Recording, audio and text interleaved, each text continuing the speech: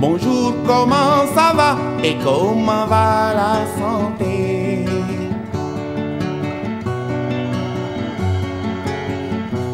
Iwai wergi yaram nelen werle. Iwai wergi yaram tiwai werle. Changay tale payeku. Bonjour, comment ça va et comment va la santé?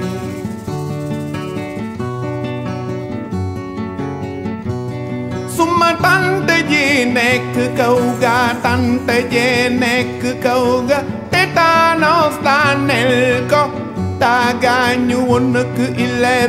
Ami internaute du centre de santé Hann Mbaye Derneville de Ouakam ñu ngi leen di nuyu di leen ziar di leen jaajëfal tey ñu ngi seen beneen émission rubrique santé bien-être dalal ki nga xam ne rek mooy docteur Oumar Diop ñu war a waxtaanee tey rek li nga xam ne mooy Covid 19 ñu gën ko xamee ci coronavirus bu nekk mbas bi nga xam ne moo lëmbee àddina bi yëpp docteur Diop nuyu nañ la.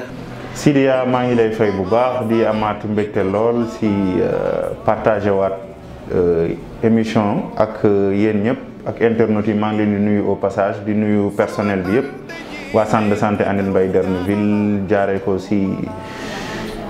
ki yor CDS bi mu di Pape Diouf ak ñi mu àndandool yëpp di liggéey di def liggéey bu rafet ci centre bi donc maa ngi leen di nuyu personnel bi aussi ñëpp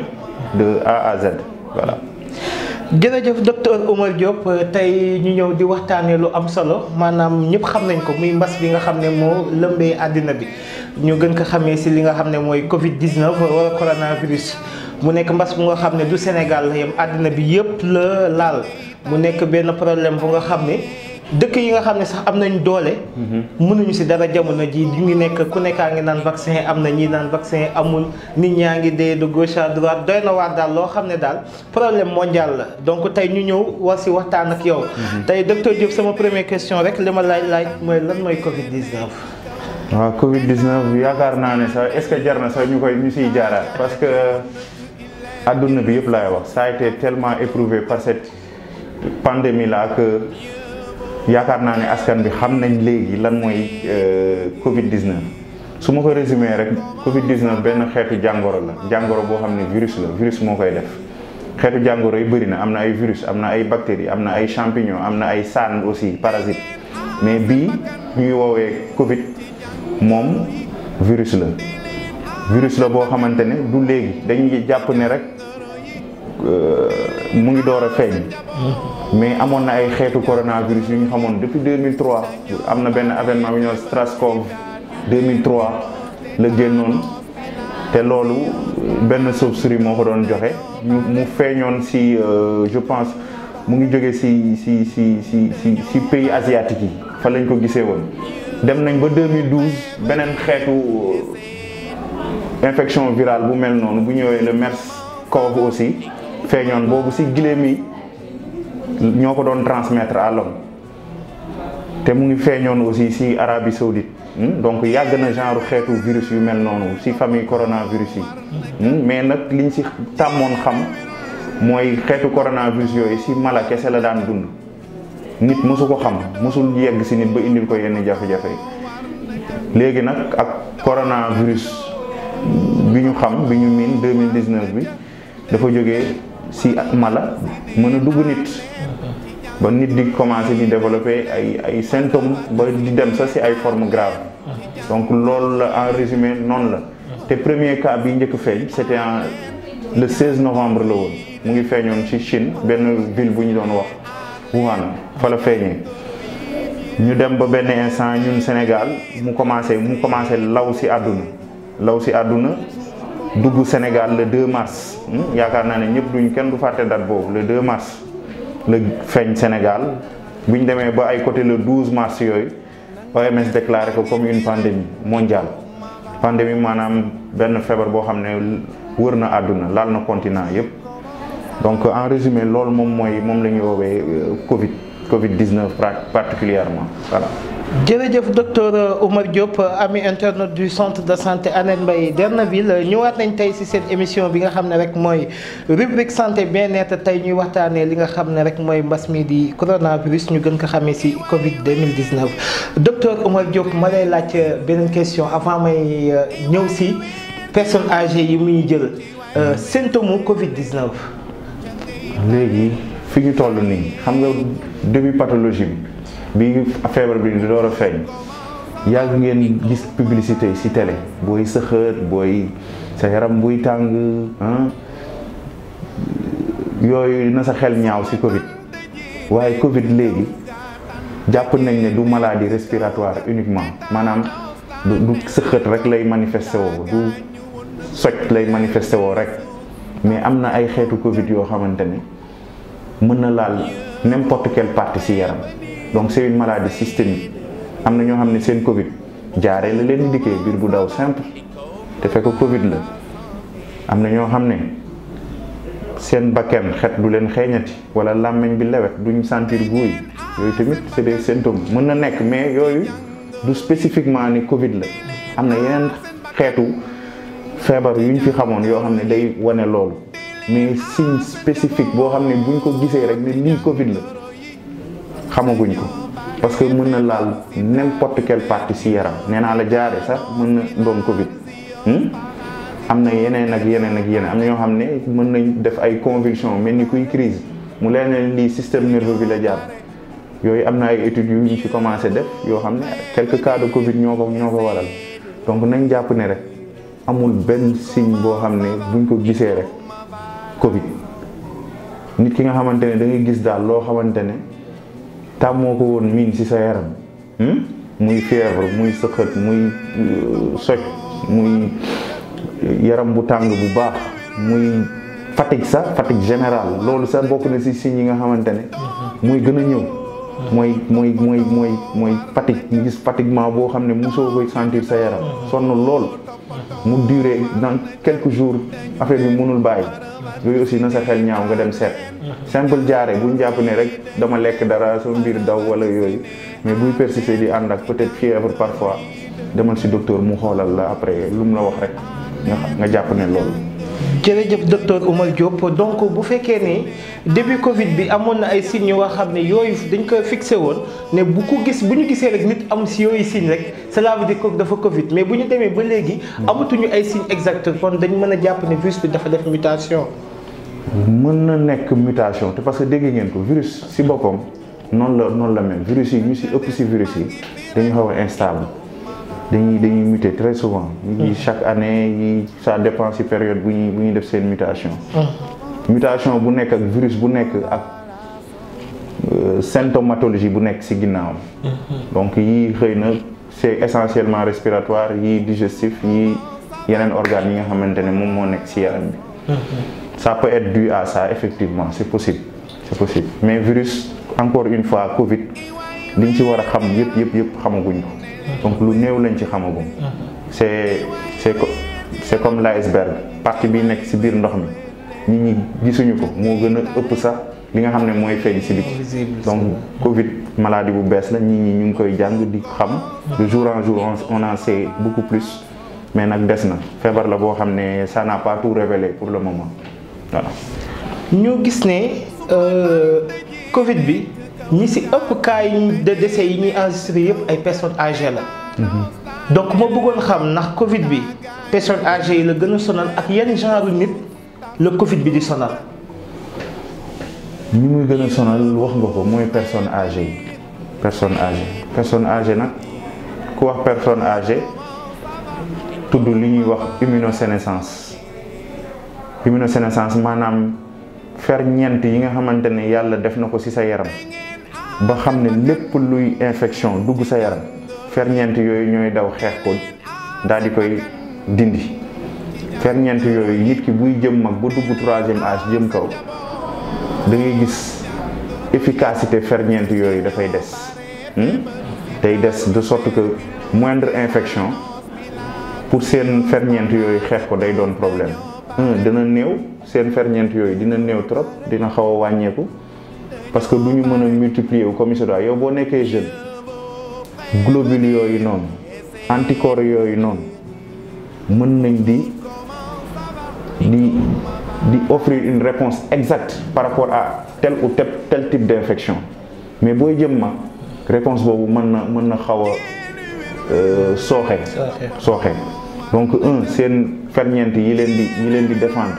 ak jël âge bi day ferñeent yooyu tamit entre guillemets dafay xaw a màgget de sorte que duñu xeex infection yi comme il se doit dañuy xaw a sooxe ci côté boobu. beneen volet bi mooy personne âgée ku ko wax tamit tudd feebar yu bëri. ñu gis personne âgée boo xam ne am na diabète am na tension. am na problème mu yàq. am na problème cardiaque am na leneen donc feebar yu bëri tamit bu ci Covid yokkoo day yombal faat bi. donc loolu moom moo gën a tax personne âgée yi ñuy gis ne peut-être Covid lu muy yóbbu ci ñoom xaw na takku tuuti. loolu moom moo tax bu weesoo loolu du personne âgée rek am na yeneen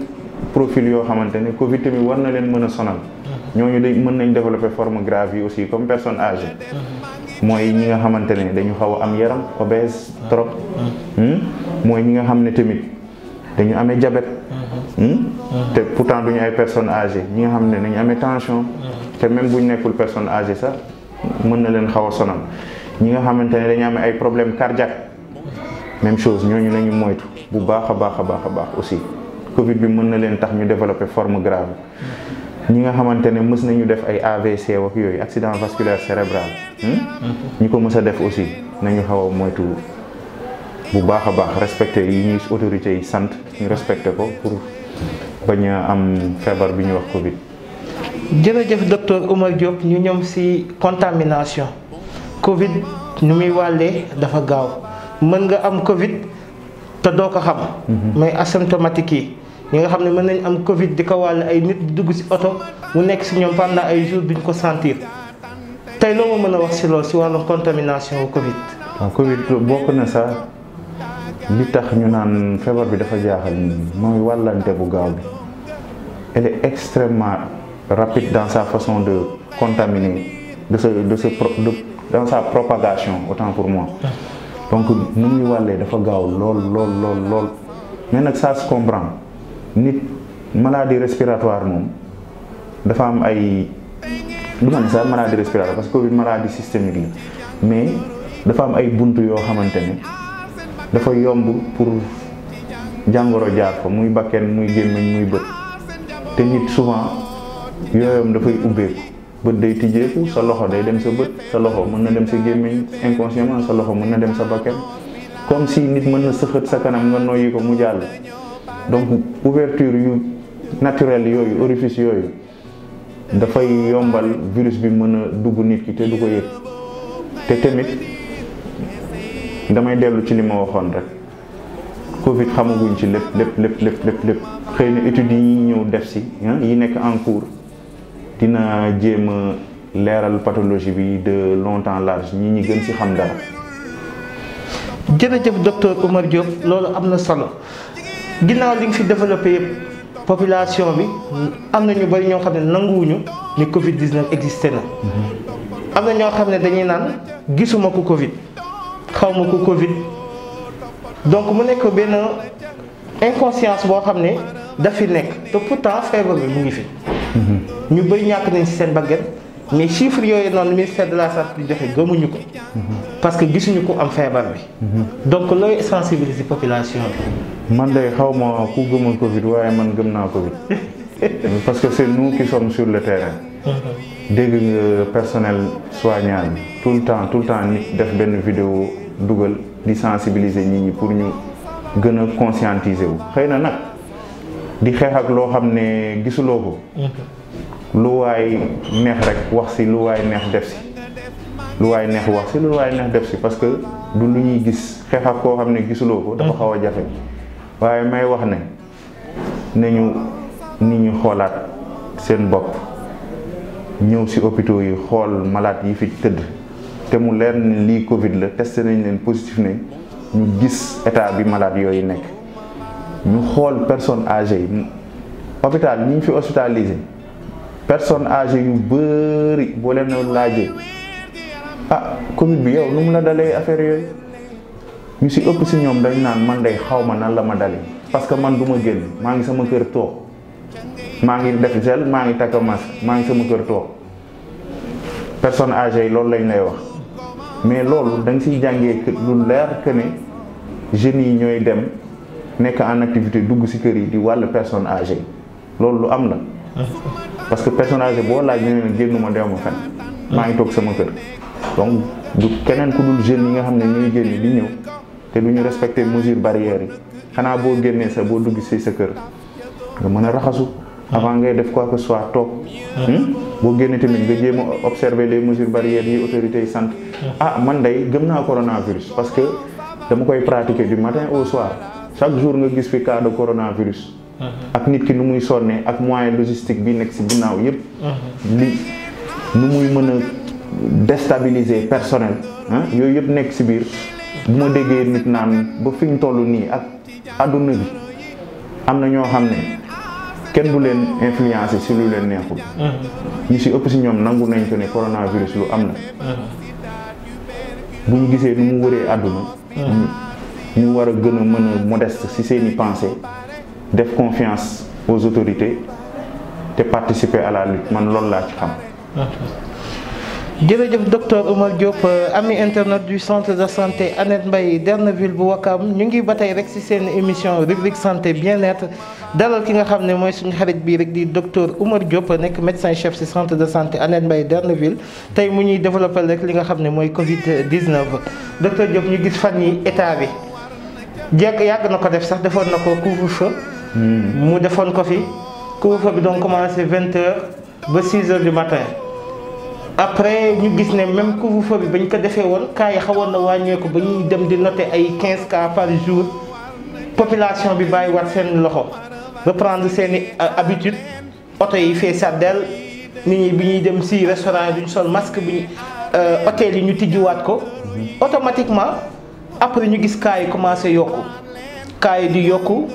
te li ma si gën a jaaxal mooy chiffre décès yi dafa yokku bu njëkk ba ay benn décès lañ daan dégg par jour mais léegi décès yi da ngay dégg ay 10 par jour ay 13 bon dama xamul nag selon yow couvre-feu bi ñu def est-ce que am na njëriñ parce que man je me dis que ne virus bi du guddi lay dox bëccëg lay dox parce que bëccëg bi la nit ñi di def seen activité bëccëg bi la nit ñi di jël oto yi di dem ñii di dem ci marché yi alors pourquoi ñu def couvre-feu guddi. waaw Sidia d'abord par rapport ak décès yooyu yokk noonu gis nga coronavirus bu ñu koy door a xam Sénégal koo ne kii Covid la sax waa koñ bi ñëpp daw. boo ne kër gi Covid dañ fa sax kenn dootul rombati foofu parce que ñii feebar bi xamuñu ko woon mais léegi tu vois que ne nit ñi Covid ak ñàkk Covid lañ ci yemale. tout le monde est négligent. nombre de décès yi dafay yokk parce que nit ñi dañu xaw a banaliser Covid nit ñi dañu am une certaine relâchement si wàllu mesure barrière. loolu mën na ko expliquer. virus bi aussi am na ay experts yu ne am na différentes souches yoo xam ne peut-être am na yenn yu gën a virulent que d'autres c'est tout à fait possible may dellu ci li ma waxoon rek xamaguñ ci lépp. donc il y a des études en cours yoo xam ne dina gën a mën a étayer loolu noonu couvre-feu bi autorité yi buñ fi njëkkee teg couvre-feu une première fois ñu dem ba teggi ko avancé waat cas yi yokk ñu indiwaat couvre-feu man bokk personnellement damay jàpp ne bu fekkul woon couvre-feu amul njëriñ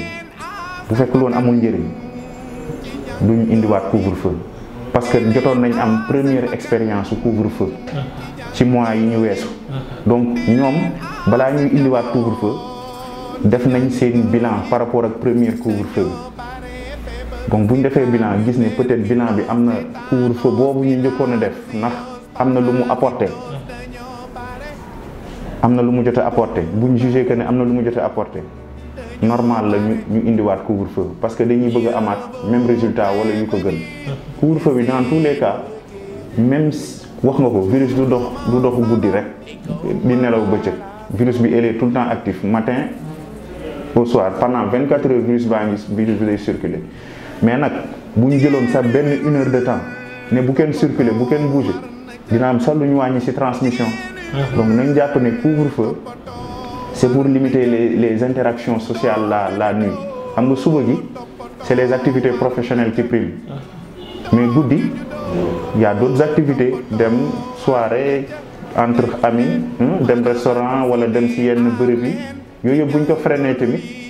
dina am lu mu wàññi ci propagation bi. donc nañ jàpp ne couvre-feu ça limite les interactions sociales même si données yi peut-être mën nañ jàpp ne lu mu apporter c'est négligeable mais quand même dina apporter quelque chose parce que ñoom jot nañ am benn expérience par rapport au premier couvre-feu bi ñu njëkkoon installé donc bu amul woon njëriñ je pense que duñ fi indiwaat couvre-feu il faut que tamit ñi ñuy def confiance ñi nga xam ne ñoo ñuy jiite loolu tamit baax na ñu koy wax. waaw loolu am na solo docteur Diop mais benn link moo ma jàpp foofu mooy maanaam bu ñu nee couvre-feu bi dafa yam ci région Dakar ak Thiès. te bëccëg bi ku dëkk Thiès mën a dem Diourbel. mën a jóge Diourbel dem Fatick ku jóge Dakar mën a dem Saint-Louis te on sait jamais kan moo ci am Covid. waaw loolu dëgg la Sidia dëgg la loolu xam naa ni autorités yi. ñoom war nañ ci gën a góorgóorlu tamit. waaye tamit xëy na tamit ñu ngi yombal. parce que couvre-feu. mënoon nañ def comme nañu defoon tëj région yëpp kenn du jaar fenn. mais gis nañ ne tamit coronavirus bi du santé kese mais am na économie am na leneen. xëy na tamit yombal la bu autorités yi def pour le moment. waaye bu ñu tolloo foo xamante ne lii war nañ mën a tëjaat région yi lii war nañ mën a interdire ku dëkk Dakar Thiès bouger autorités yi dinañ teg mesures yooyu. jërëjëf docteur Oumar Diop yéen médecins yi Covid bi est-ce que dépassé wu leen parce que bu ñu demee ba ñu gis ne sax bu njëkk ba dañ daan jël ay nit bu ñu amee Covid yóbbu leen ci ay camp faj leen foofu noonu mais bu ñu demee ba léegi ñi am Covid dañ leen di référer ci hôpital yi je me dis que ne place yi fees na médecins yi dépassé na leen. looy wax ci loolu yéen ñi nga xam ne yéen nekk sur le terrain. Covid amul ku mu dépassé wul xoolal dëkk yi ñu wër. dëkku tubaab yi. ñooñu ëpp matériel fuuf. ëpp ñu capacité d'accueil ci centre de réanimation yi fuuf te pourtant sonn nañ donc yaakaar naa ne amul benn professionnel de santé boo xamante ne yaa ngi pratiquer au quotidien te Covid causé wu la ay difficultés jaaxal nañu te bu dul Covid bi rek yeneen maladie yi fi nekkoon cardiaque yi ñoom diabète ñoom tension des fois da ngay référer malade sax fekk du Covid mais bu demee xëy na sax lii bu mu waroon occuper foofu ñu war ko prendre en charge Covid occupé na ko ba pare. te malade bu amul Covid du bokk ak malade bu am Covid même pièce donc ñu gis ne waxuma la Covid sax mais yeneen malade yi am seen feebaru bopp sax ñu yàgg leen suivre ñoom sax pour ñu am une prise en charge léegi ci hôpital yi xaw na jafe tuuti mais nag ça se comprend. état bi mu ngi def ay progrès par rapport à ça gën a yokk capacité d'accueil centre de traitement yi nga xam ne jotoon na tijjiwaat nañ yëpp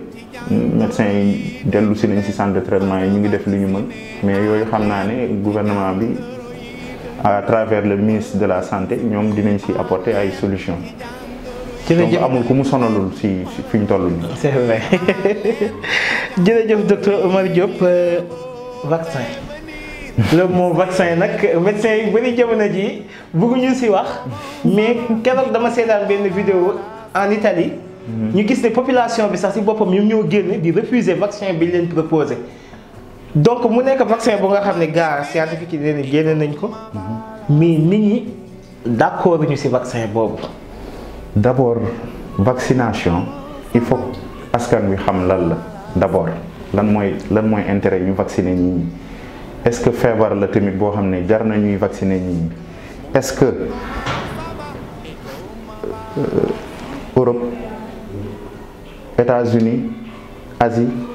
est-ce que ñoom bu ñu demee ba jël décision ne dañuy vacciner est-ce qu'on a les mêmes contextes yooyu yëpp dañ ko war a xool parce que pour ñu dem ba ne dañuy vacciner il faut mu doon tamit feebar boo xamante ne peut-être lu muy rey bëri na peut-être wàllante bi dafa gaaw peut-être xajul si yenn personnes yi nga xamante ne dañu xaw a vulnérable yooyu c'est des aspects yoo xam ne dañ ko war a prendre en compte avant ñuy dugal vaccin. Est-ce que ñun feebar bi lu muy faat fii c'est la même chose que lu muy faat ci yeneen bërëb yi. mu ngi mel ni Europe ak yooyu. c'est des aspects à prendre en compte. Est-ce que tamit ñun du ñu ñoo choisir anticiper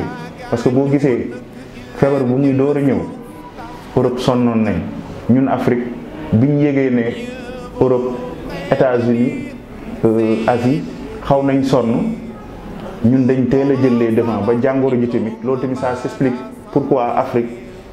affaire bi sonalu ko tellement parce que ñoom ñoo njëkk am cas yi te ñoom ñi njëkk am cas yi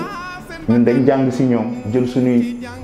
méthode def riposte contre le Covid moo tax amul impact noonu léegi est-ce que tamit du ñu ñoo choisir jël les devants aussi par rapport au vaccin yooyu yëpp c'est des questions à se poser te vaccin am na ñaari aspect efficacité ak risque.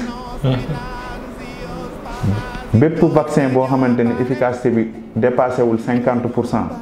OMS du ko valider de toute façon donc yi fi nekk nii yëpp vaccin yi fi jot a génnagum OMS validé ko c'est parce que seen efficacité dépassé na 50%. bépp vaccin boo xamante ne bénéfice bi nga siy tiré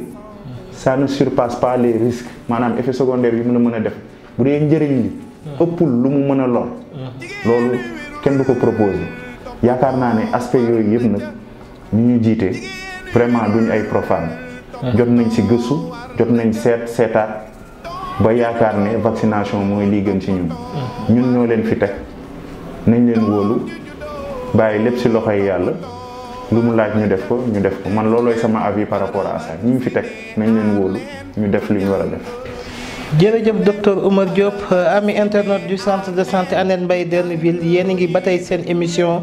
rubrique santé bien-être dalal ki nga xam ne mooy docteur Oumar Diop du ñu waxtaanee ci li nga xam ne rek mooy Covid 19. docteur Diop gis nañ fi choléra gis nañ fi grippe aviaire gis nañ fi façon pandémie bu nekk amoon na fi am na durée bi ñu fi def après dem peut-être ñu ngi fi mais melul woon nu mu fi meloon Covid 19. yow sa yaakaar sa estimation ñaata temps nga yaakaar ne mën na ko fi def. Sidia damay dellu ci li ma waxoon rek Covid waneegul boppam à 100% liñ ci xam as néew la ak liñ ci xamagul loo xamagul maîtriser woo ko à 100% rek mënoo ci def ay projection première vague bi bu mu amee déggoon nga yenn scientifique yi naan lii de dina dem ba 2021 peut-être début bi après dina calme loo ci gis deuxième vague sa feeñ Covid baa ngi continuer wéy nga gis cas yi di gën a grave décès yi di gën a bëri ça veut dire que maîtriser guñu pathologie bi de fond en comble yàlla rek moo xam kañ lay jeex nañu fexe wóolu sunu autorités yi ñu fi teg ñun ñoo leen fi teg te ñu fi teg duñu ay profane dañu jàng ministre de la santé du tëb rek jël ay décision am na ay conseils am na ay experts yoo xamante ne dañ koy conseil ñoom ñooy jël décision bu gën pour une bonne politique sanitaire ñu teg ko nañu wóolu loolu te respecter mesures barrières yi encore une fois loo xam ne amul garab trouvé gu ñu garab ñu ne la mesure barrière de ku ko def peut-être à nangam % mën nga am chance bu bañ a attraper Covid moo la ci mën a génnee kon c'est pas coûteux del raxasu del takka masque personne âgée nañ leen protéger bañ leen exposer personne vulnérable yi ñu xool seen bopp gën a moytu respecter distanciation sociale rassemblement yi nga xamante ni vraiment mën na ñàkk ñu moytu ko buñ ko defee du ñu am problème man daal loolu laay wax ci loolu jàngoro joo xam ne maîtriser woo ko xamoo kañ la mën a jeex. jërëjëf docteur Oumar Diop kontaan nañ lool nekk ci ñu càppaandaw émission docteur Diop ñu wax la rek lan ngay sensibiliser population bi maanaam lan nga leen di wax lan nga leen di dénk ci li nga xam ne mooy Covid 19 bi. nañu gën a muñ rek te góorgóorlu xam naa ne metti na lool Covid du santé rek du lu muy rey rek waaye économie baa ngi fi am na ñoo xam ne guddi la ñu daan liggéey couvre-feu bi ñëw na liggéeyatuñ gouvernement bi tamit nañu leen dimbali yërëm leen s'il le faut sax ñu def ay ñu mettre leen une compensation financière dimbali leen ci loolu jox leen aide par rapport à ça parce que tamit nit koo xam ne xëy na war a dundal njabootam nga ne ko doo liggéey kooku rey nga ko sax indirectement ñu muy prendre en charge ci ginnaaw yëpp di leen dundal tamit am na loo def ci ñoom donc nos autorités yi gën a am yërmande ci seen communauté dimbali ñi nga xamante ne xëy na peut-être première mesure bi mooy couvre-feu ñi nga xam ne guddi moom seen activité guddi la woon jëm leen dimbali am lu ñu leen apporter ba pare nit ñi ci boppam nañu gën a góorgóorlu muñ bu ñu respecté mesures barrières yi bu ñu àndee nekk benn xëy na suñu borom mi nga xamante ne moom rek du leneen du keneen moom moo ko fi indi xëy na moom dina fi jëlee Covid bi. nañu setal xol yi gën a raxas xol yi gën a wóolu tamit ñi ñu fi teg parce que ñi ñu fi teg. c'est très important. xam-xam bi ñuy utiliser pour faj nit ñi. xam-xam bi ñuy utiliser pour moytuloo nit ñi Covid. xam-xam la boo xam ne sunu borom moo leen ko jox nit du créer xam-xam boo am sunu borom la jóge sunu borom moo leen jox xam-xam boobu jaarale ko ci ñoom nañ leen wóolu te respecter mesures barrières yi te ñaan yàlla moom mi ko fi teg mu jële ko fi. jërëjëf docteur Oumar Diop sa dernier mot. waaw maa ngi leen di nuyu bu baax Sidia di leen di tàggoo di wax ne du fi yam dinañ am yeneen émission yoo xamante ne xëy na dinañ ci waxtaan. di remercier bu baax waa centre bi personnel bi yëpp vraiment ñu ngi góorgóorlu di remercier CDS bi ci effort yi ñuy def mënoon leen ci bañ a fekk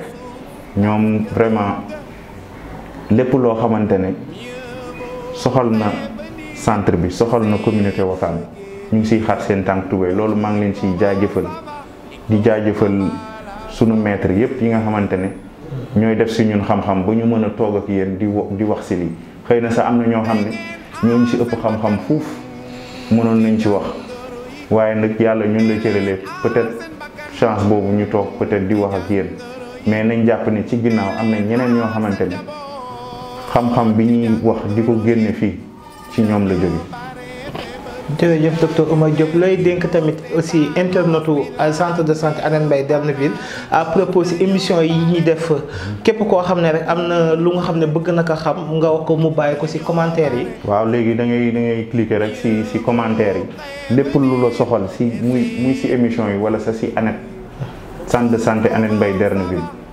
lépp loo fi xalaat ne peut-être boo si joxee sa xalaat mu apporter ñun dinañ ko prendre en compte. loolu dafa am solo parce que encore une fois ñun yéen lañ fi nekkal buñ fi deful tamit loo xamante ne dal na seen xel ñun dañ fiy jógee nekk ci leneen ñeneen ñëw tamit toog def li nga leen sant donc internautes yi maa ngi leen di nuyu au passage di leen wax ne site yi ñu créé Facebook WhatsApp wala YouTube bi mën nañ fa bàyyi seen i commentaire joxe seen i appréciation bu ñu amee tamit ay question santé yu leen soxal nañu poser seen question bu ñu gisee yii ñooy gën a ñëw ñu def ci émission pour rek mën a apporter suñu pierre à l'édifice. jërëjëf docteur Oumar Diop ami internaute du centre de santé Hann Mbaye Derneville bu Wakam kontaan nañ loolu dalal ki nga xam ne mooy docteur Oumar Diop ci émission bi nga xam ne mooy rubrique santé bien-être mu ñu doon waxtaanal rek li nga xam ne mooy Covid 19 ñu ngi remercier rek ñi nga xam ne ñëpp ñoo jàpp ci liggéey bi di le comité de développement sanitaire te secrétaire exécutif bi di Pape Biram Diouf di nuyu le président du conseil de direction du monsieur le maire de la commune de Wakam monsieur Samba Bathily Diallo di nuyu staff Pape Biram bi yëpp di la nuyu tamit aussi docteur Oumar Diop di médecin chef du centre bi di wax ne à chaque fois bu ñu ñëwee rek da ngeen ñuy yombalal liggéey bi ba askan bi tamit lépp lu ñu bëgg rek ñu am ko ci seen émission rubrique santé di leen wax rek ne abonné leen ci chaîne YouTube bi consulter leen suñu compte Twitter Instagram LinkedIn ak site internet bi di centre de santé amd.sn lépp loo leen ci soxla rek poser leen ko foofu incha allah ñoom docteur Diop dinañ fa ñëw répondre seeni questions ñu ngi leen di jox dig daje ba beneen émission jërë ngeen jëf. Bonjour, comment ça va et comment va la santé?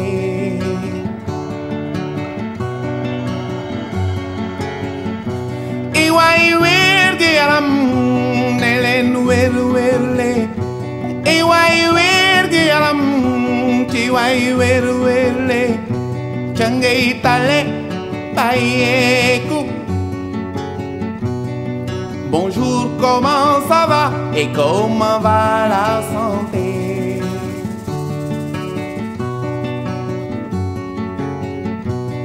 Suma tante ji nekk kaw ga, tante ji nekk kaw ga, tétanos daaneel ko, taa gaañu woon nak ileer jël